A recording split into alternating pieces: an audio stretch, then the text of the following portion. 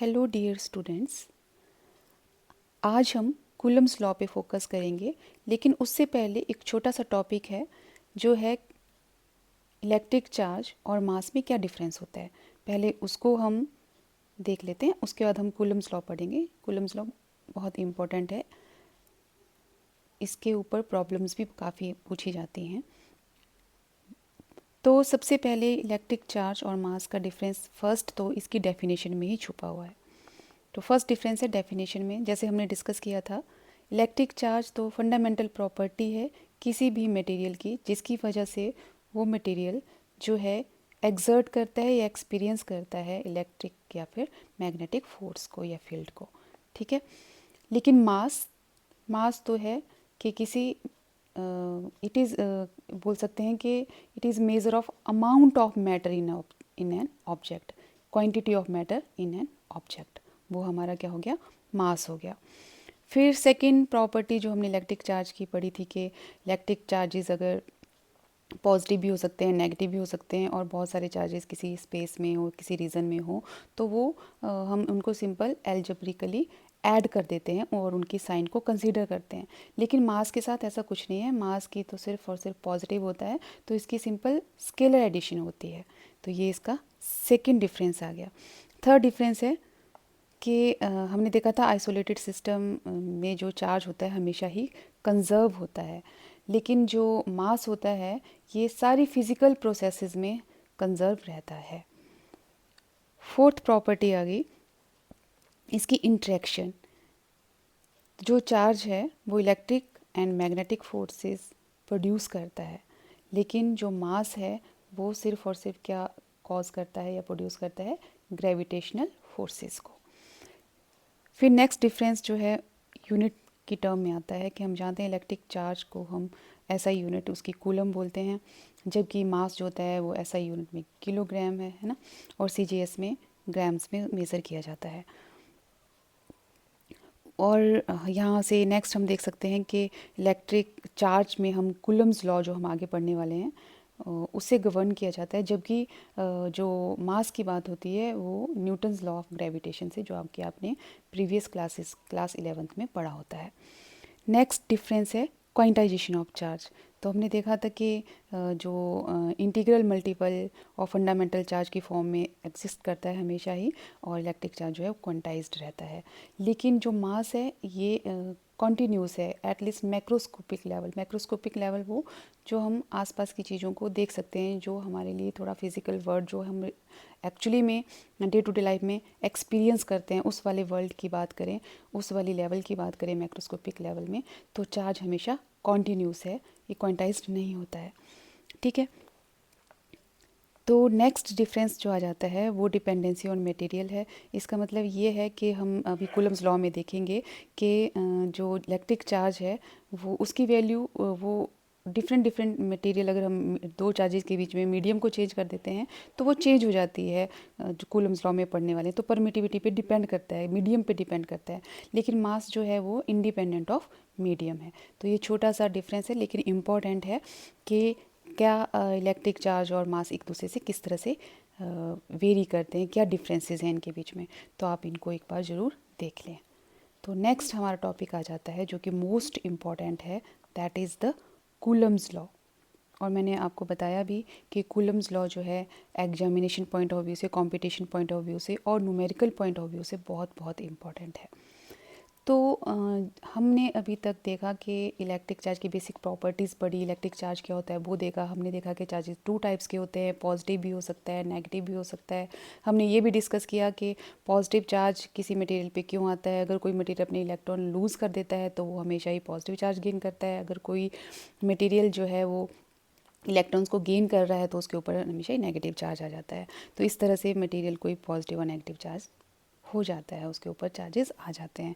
तो फिर वो जो चार्जेस हैं एक दूसरे पे किस तरह से फोर्सेस लगाते हैं, वो हेल्प करता है हमें कूलम्स लॉ फाइंड आउट करने में कि कितनी फोर्सेस दो चार्जेस के बीच में लग रही हैं। वो फोर्स अट्रैक्टिव फोर्स होगी, रिपल्सिव फोर्स होगी, कितनी फोर्स होगी, वो बेसिकली कूलम्स लॉ की हेल्प से फाइंड आउट की जाती है। तो ये एज इसका नाम से ही हमें पता चल रहा है कि कूलम्स नाम के साइंटिस्ट ने इस लॉ को दिया, इसीलिए इसका नाम कूलम्स लॉ है। तो पहले इसकी स्टेटमेंट पढ़ लेते हैं, फिर हम इसकी डेरिवेशन करेंगे। स्टेटमेंट बिल्कुल सिंपल है कि हमें पता है ना, पहले हम ये देख लेते हैं कि दो लाइक चार्जेस हों, पॉजिटिव पॉजिटिव हों, नेगेटिव नेगेटिव हों, तो दोनों ही हमेशा हम एक दूसरे को क्या करेंगे, रिपेल करेंगे, हमें पता होता है। और एक पॉजिटिव हो और एक नेगेटिव हो, या नेगेटिव हो पॉजिटिव हो, तो हमेशा एक दूसरे को क्या करते हैं, अट्रैक्ट करते हैं। तो इसका मतलब है चार्जेस के बीच में फोर्स ऑफ रिपल्शन भी हो सकती है, फोर्स ऑफ अट्रैक्शन भी हो सकती है। फोर्स ऑफ रिपल्शन मतलब एक दूसरे से दूर भागेंगे चार्जेस, और फोर्स ऑफ अट्रैक्शन मतलब एक दूसरे के पास में आएंगे चार्जेस। ठीक है, तो अभी हम डेफिनेशन पढ़ लेते हैं, फिर उसके बाद इसकी डेरिवेशन करेंगे। तो फोर्स ऑफ अट्रैक्शन और repulsion between two stationary point charges, point charges के बारे में भी बात करेंगे। स्टेशनरी मतलब रुके हुए पॉइंट चार्जेस के बीच की जो फोर्स ऑफ अट्रैक्शन, अट्रैक्शन कब होगी, जब एक पॉजिटिव चार्ज होगा उनमें से और एक नेगेटिव चार्ज होगा। और रिपल्शन कब होगी, उनमें से एक अगर पॉजिटिव है और दूसरा भी पॉजिटिव है, या एक नेगेटिव है तो दूसरा भी नेगेटिव है, तो फोर्स ऑफ रिपल्शन होगी। तो वो फोर्स ऑफ अट्रैक्शन या फिर जो उनके बीच में फोर्स ऑफ रिपल्शन है, कौन से चार्जेस, पॉइंट चार्जेस के बीच में, वो डायरेक्टली प्रोपोर्शनल होती है product of the magnitude of the charges and inversely proportional to the square of distance between them। और एक लास्ट लाइन जो बहुत इंपॉर्टेंट है कि जो फोर्स ऑफ अट्रैक्शन और रिपल्शन है, that will always act along the line joining the two charges. हर कहीं को वो फोर्स नहीं लगती है, वो वहीं को लगती है जो दो चार्जेस को मिलाती हुई लाइन अगर आप खींचें तो उसी लाइन के अलॉन्ग लगती है। अभी हम इसको आगे भी देखते हैं। तो सबसे पहले हमें जानना पड़ेगा यहाँ पे पॉइंट चार्जेस क्या होते हैं। बात आई है पॉइंट चार्जेस। स्टेशनरी मैंने आपको बता दिया, स्टेशनरी मतलब हम अभी इलेक्ट्रोस्टैटिक्स की बात कर रहे हैं, तो चार्जेस रेस्ट पे हैं, है ना। उन दो स्टेशनरी चार्जेस, पॉइंट चार्जेस के बीच में, पॉइंट चार्जेस मतलब ऐसे चार्जेस जिनके बीच में बहुत ज़्यादा डिस्टेंस है उनके साइज़ के कंपैरिजन में। मतलब अगर मैं बात करूँ, चलो पॉजिटिव चार्जेस ले लेते हैं, दोनों ही, ये मेरा Q1 चार्ज है और ये Q2 चार्ज है, मैंने इस तरह से बताया, इस तरह से दोनों ही क्या हैं, पॉजिटिव हैं। तो एक भी पॉजिटिव है दूसरा भी पॉजिटिव है, तो इनके बीच में होगी फोर्स ऑफ रिपल्शन। तो पॉइंट चार्जेस इस सेंस में हुए कि इनके सेंटर को ज्वाइन करता हुआ जो इनके बीच का डिस्टेंस है, मान लो ये है R, और ये R जो है बहुत ज़्यादा है in comparison to size of the charge, then these charges will known as a point charges. Point मतलब बहुत छोटे छोटे चार्जेस। और पॉइंट का मतलब मैंने फिर बता दूं कि ऐसा नहीं है कि वो किस किस सेंस में छोटे हैं, वो उनके बीच के डिस्टेंस के सेंस में, डिस्टेंस ज़्यादा होगा तो they will act as a point charges. तो जैसे टेनिस बॉल हैं, बड़ी बड़ी होती हैं वैसे तो आप बोलोगे, तो अगर उनको दूर दूर रख दो, उनके बीच का डिस्टेंस बहुत इंक्रीज़ कर दो, आर बहुत ज़्यादा है, तो उनको भी हम क्या बोल सकते हैं, दे विल ऑल्सो भी will behave as a point charges. तो इस तरह से आप समझ सकते हैं पॉइंट चार्जेस वो चार्जेस हुए जिनके बीच का डिस्टेंस, जिनका सेपरेशन डिस्टेंस जो है उनके साइज़ के कंपैरिजन में बहुत ज़्यादा होता है। आई होप कि आपको पॉइंट चार्जेस के बारे में क्लियर हो गया। अब दोनों ही मैंने पॉजिटिव लिए, मैं एक पॉजिटिव एक नेगेटिव भी बना सकती हूँ, ऐसा कोई फिक्स नहीं है। तो दोनों ही अगर पॉजिटिव हैं तो दोनों यहाँ पे एक दूसरे को क्या करने वाले हैं, रिपेल करने वाले हैं, और वहाँ पे लगने वाली है फोर्स ऑफ रिपल्शन। तो देखो Q2 चार्ज Q1 पे फोर्स लगाएगा और Q1 चार्ज Q2 पे फोर्स लगाएगा। तो अगर मैं मान लूँ Q1 पे कितनी फोर्स लगने वाली है, Q1 पे जो फोर्स लगेगी उसका नाम F रख देते हैं, और क्योंकि ये फर्स्ट पे लग रही है, चार्ज 1 पे लग रही है ड्यू टू चार्ज 2, उसका नाम रख देते हैं F12। Similarly force of repulsion, अब देख दूसरे से दूर भागेंगे ना ये, क्योंकि दोनों ही पॉजिटिव बनाए हैं मैंने, तो force of repulsion second charge पे जो लग रही है F2 ड्यू टू फर्स्ट, तो उसको हम F21 से डिनोट कर देते हैं। अभी हम वेक्टर्स पे ज़्यादा ध्यान नहीं देंगे, और नेक्स्ट जो इसका टॉपिक है वो वेक्टर फॉर्म है, वो हम इसके बाद में पढ़ेंगे। तो इस तरह से Q1 चार्ज पे F12 फोर्स लग रही है, Q2 चार्ज पे F21 फोर्स लग रही है, और दोनों ही फोर्सेस इक्वल एंड अपोजिट होंगी हमेशा ही। तो अब हम आ जाते हैं इसकी डेरिवेशन पे। R मैंने आपको पहले बता दिया इनके बीच का डिस्टेंस ऑफ सेपरेशन है। अब डेरिवेशन करते हैं कूलम्स लॉ की, बहुत इंपॉर्टेंट है किस तरह से कूलम्स लॉ को डिराइव किया जाता है। और मैंने एक बात कही थी आपसे कि ये लाइन आपने ज़रूर लिखना है अपने एग्ज़ाम में कि the force between two charges will always act along the line joining the two charges. अब देखो मैंने ये फोर्स F21 इधर को नहीं बनाई, इधर को नहीं बनाई, इधर को नहीं बनाई, इधर को नहीं बनाई, ऐसे कहीं को नहीं लगेगी। ये सिर्फ कहाँ लगेगी, सिर्फ उसी डायरेक्शन में लगेगी जब आप दो चार्जेस के सेंटर को ज्वाइन करते हुए जो लाइन खींचोगे उसी लाइन के अलॉन्ग लगेगी। इसीलिए मैंने ये इस तरह से बनाई, F12 इधर को F12 इधर को और F21 ये वाली रही। ठीक है, ये line joining the centre of the two charges के अलोंग ही एक्ट करेगी। तो आई होप कि आपको डेफिनेशन पूरी तरह से क्लियर हो गई है।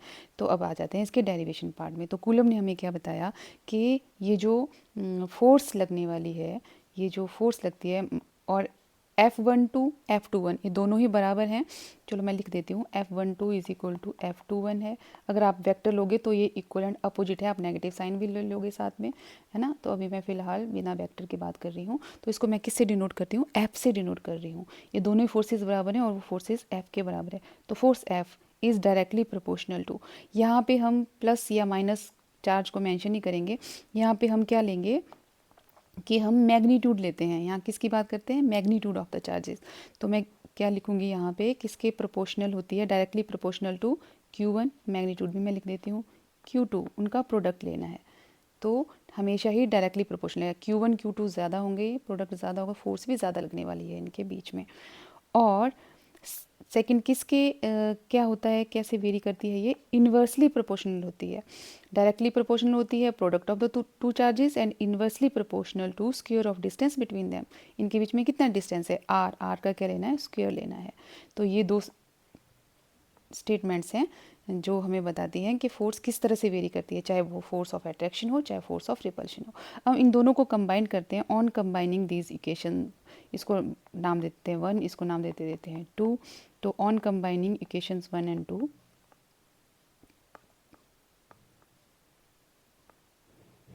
इक्वेशंस 1 एंड 2, अगर 1 और 2 को कंबाइन करें तो F is directly proportional to Q1 Q2 and inversely proportional to square of distance between them. तो किसके प्रोपोर्शनल लगे, दोनों इक्वेशन 1 और 2 को कंबाइन करके F is directly proportional to Q1 Q2 and inversely proportional to R square. अब देखो, हम हमेशा ही कांस्टेंट ऑफ प्रोपोर्शनैलिटी का साइन लगाते हैं प्रोपोर्शनैलिटी हटा के, तो इसको हम यहाँ पे K से लिखते हैं। तो K इज इक्वल टू किसके बराबर आ गया, Q1 Q2 upon R square, where K is constant of proportionality. और इसका क्या नाम है, इसको बोलते हैं हम, K इज नोन एज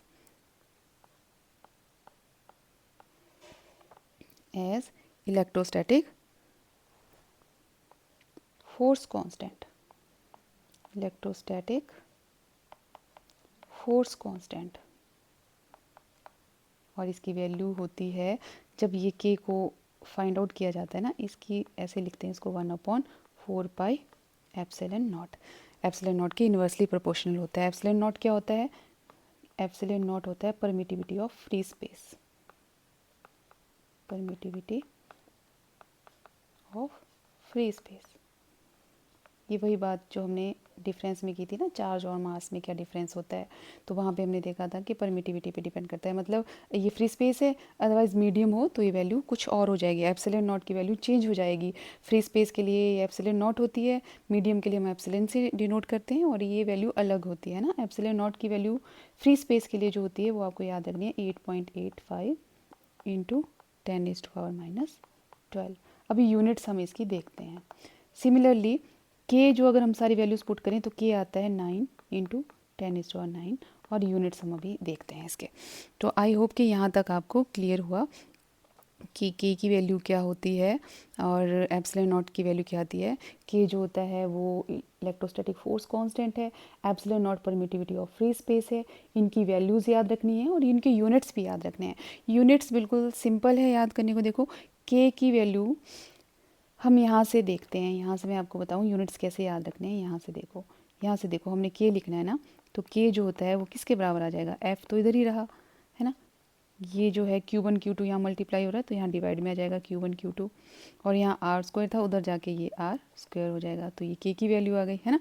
और यूनिट्स अब आप इजीली लिख सकते हो। तो यूनिट्स क्या आएंगे, देखो न्यूटन, आर स्क्वायर के क्या होते हैं, आर के क्या होते हैं मीटर, तो आर स्क्वायर क्या होगा मीटर स्क्वायर, और चार्ज के क्या होते हैं कूलम, तो प्रोडक्ट ऑफ ना कूलम स्क्वायर है, और ऊपर लेके जाएंगे तो पर कूलम स्क्वायर।